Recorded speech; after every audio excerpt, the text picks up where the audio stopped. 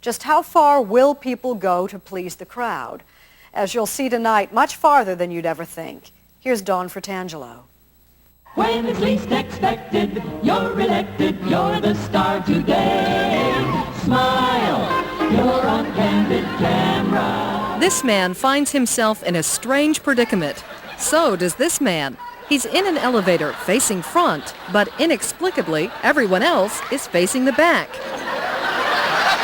It's the dilemma presented by TV's Candid Camera 35 years ago, pitting individuality against the pull of group pressure. He's very unhappy. You'll see him. He doesn't know whether to go inside and face front or outside and face back. Here's a fella with his hat on. Over and over, the unsuspecting TV stars all reacted the same way, like sheep. A moment later, we'll open the door. Everybody's changed positions.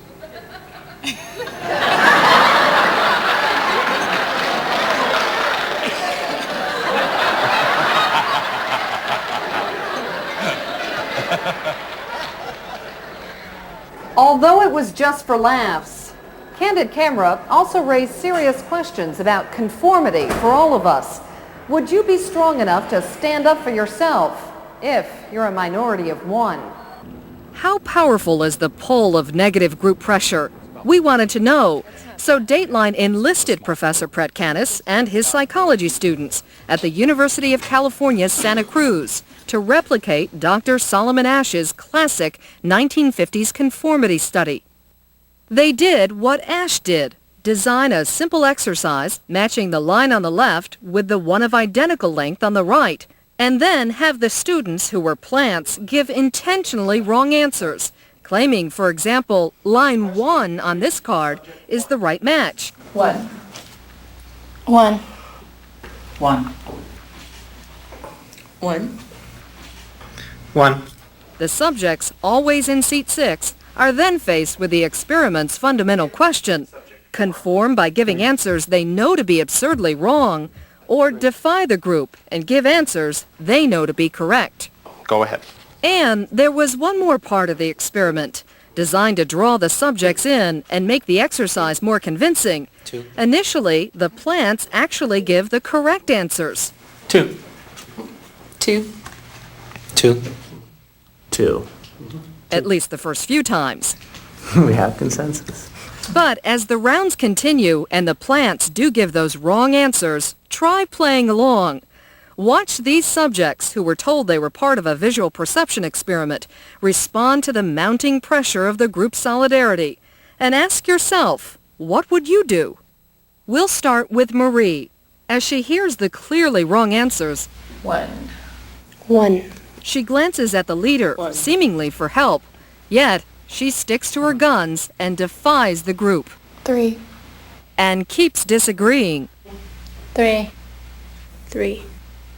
3. Although her resistance is never easy. 1. As Marie stares intently at this card, she can't believe her ears. 1. 1. 1. The urge to join the group and conform builds with each wrong answer, and she suffers for every right answer she gives. 2. What does she finally do? 3. 3. 3. 2. She would not conform. There was a lot of pressure in that room. There was a lot of tension that I felt. I can see where somebody would buckle and just lose it. And you didn't like being different? No, but I didn't want to be wrong either. Up next, Brian. What will he do? 1. 1. The first few times the plants pick the obviously incorrect line, Brian confidently defies the group. 1. 3. Confident because just look at the card. Of course, the only logical answer is 3. And this card, nobody could possibly say anything but 3 is the correct answer here as well, right? Just watch. 2. Notice Brian's eyes start to droop, and listen to his voice get softer 3. when the group gets it wrong again. And again. 3. 3. 2. For 4 rounds now, he's been fighting the good fight against conformity. 3. 3. But with the pressure mounting, 3. 3. 3. He just can't fight anymore. 3.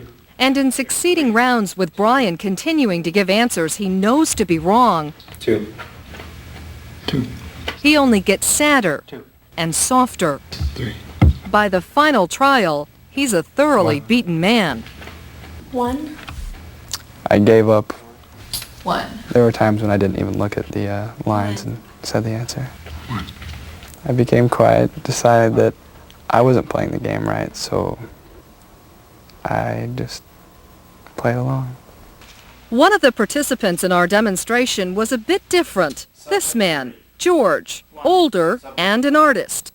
Basically, I consider myself to be a nonconformist. And one of the student plants sized him up exactly that way. I felt he would take one look at us and say, bunch of kids, and then go his own way.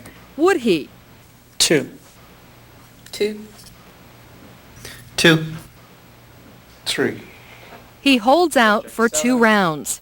But what happens on the very next round? 3. 3. 3.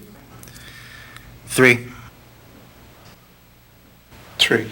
A total reversal. And what about the next round? 3. 3. 3. George, it so happens, not only goes along, he dives in head first. 1. He gives wrong answers with an air of total certainty.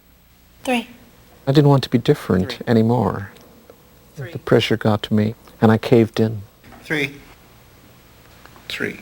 Even though I knew it wasn't the truth, it made me feel more comfortable.